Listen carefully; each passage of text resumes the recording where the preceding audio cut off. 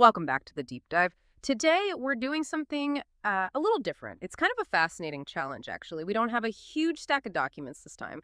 Instead, we're doing like a digital deep dive on just one single thing, a headline and a URL. And we're going to see how much we can actually figure out about a major unfolding event just from that. Okay, so let's unpack this.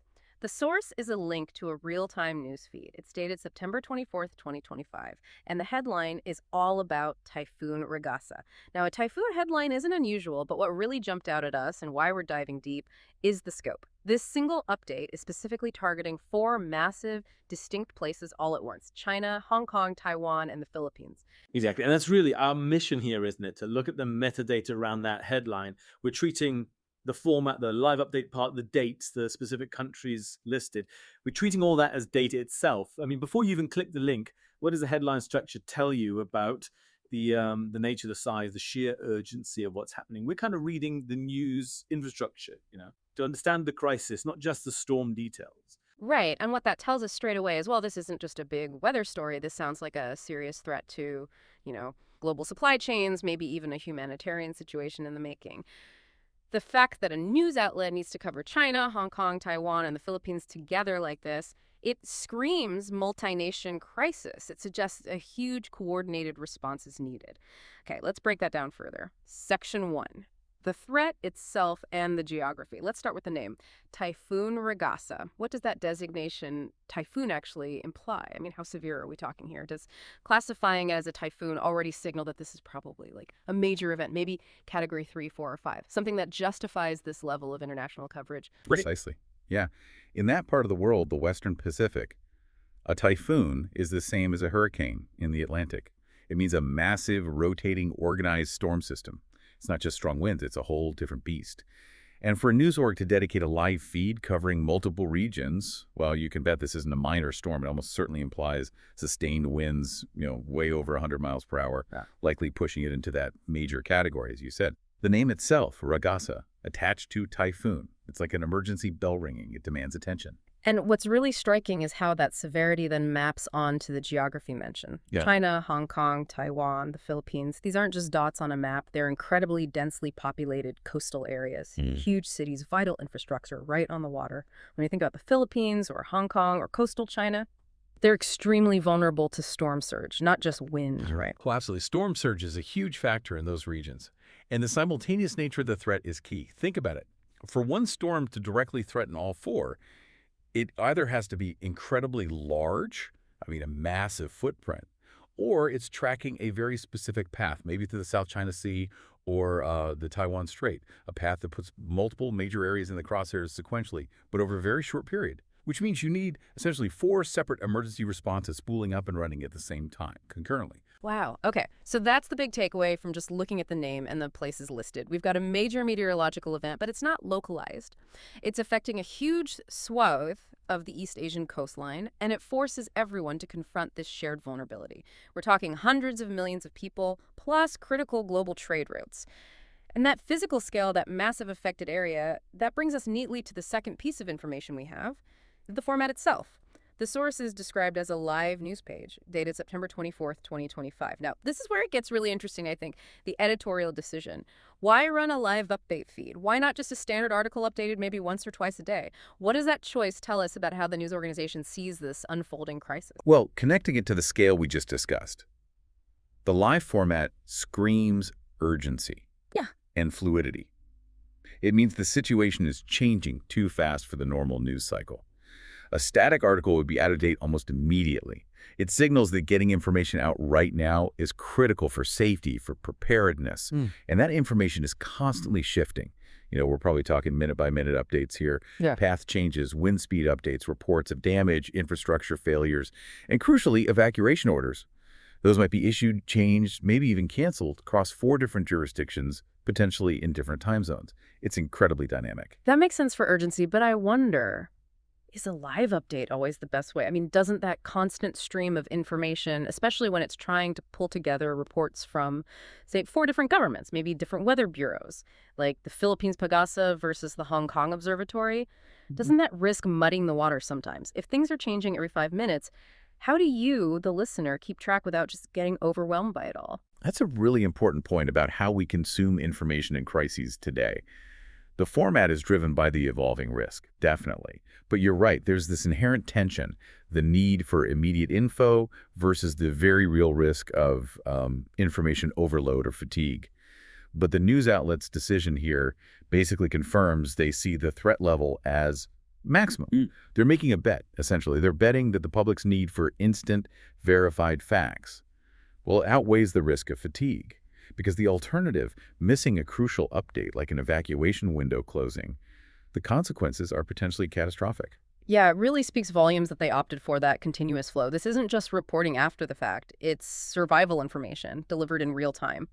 And for you listening, if you value getting information quickly, seeing live update tells you two things immediately. One, this crisis is happening now. And two, you need to pay close attention because what you knew 5 minutes ago might already be wrong. Okay, so that brings us to maybe the most complex layer here. The connections implied by the regions involved, the systemic part. The fact that one storm necessitates a single news feed covering China, Hong Kong, Taiwan, and the Philippines. It really poses a fundamental question about systemic risk, doesn't it? How do these big weather events just lay bare the fragility of our highly interconnected global systems? Right. We've talked about the geography, the sheer size of the storm's potential impact zone, but let's talk about why this specific combination of places sets off global alarm bells.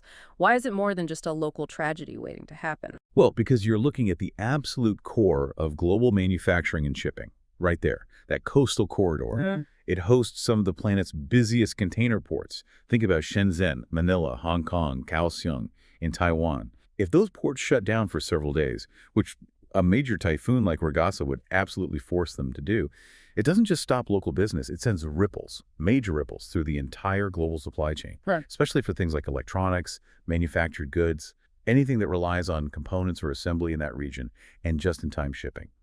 The economic fallout from a simultaneous shutdown across those hubs, it's monumental. So the headline isn't just tracking a storm, it's effectively charting an impending economic crisis too. A delay in the Taiwan Strait because of Regasa could mean electronic goods are late arriving in the US or Europe weeks down the line. That single headline, Typhoon Regasa Live Updates, is basically a flashing warning sign for global supply chain managers. Absolutely. And think about the financial side too.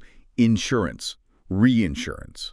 When you have 4 distinct, densely populated areas packed with high-value infrastructure all getting hit, potentially at the same time, the amount of capital needed for immediate relief or long-term rebuilding, let alone the insurance claims, it's staggering. This single event, hinted at by just the headline and format, it represents a massive multi-billion-dollar risk event that global reinsurers have to factor in immediately. Okay, let's pivot slightly to the governance side of things, because the storm, obviously, it doesn't care about borders or political tensions, but the emergency response absolutely does. The news feed tries to unify the information, sure, but the actual responses on the ground are being handled by separate, sometimes, let's face it, tense governments. What kind of logistical nightmare does that create, having potentially uncoordinated warnings or actions across those waters? Oh, it's immense, a huge challenge. Each of those 4 places, China, Hong Kong, Taiwan, the Philippines, they all have their own sophisticated weather services, their own disaster management agencies. But their warning systems, the signal levels they use, the triggers for evacuation, even the terminology might be different. Think about ships navigating the South China Sea during this, or international aid groups trying to figure out where to pre-position resources. That lack of a truly unified cross-border response system adds critical layers of delay, complexity, and potential confusion right when clarity is most needed. Regasa basically highlights this shared environmental threat, this shared vulnerability. But the political reality is 4 separate, maybe not fully communicating emergency systems trying to cope. So the storm forces everyone to look at the same problem, but the actual doing, the logistics, stays fragmented, siloed. The headline, in a way, is a stark reminder that even with amazing weather forecasting technology, the human element, coordinating across different political systems, different bureaucracies, especially in a high-stress region, that remains maybe the biggest vulnerability. That's really the essence of systemic risk, isn't it? The whole system is interconnected, but the response capacity might be fractured.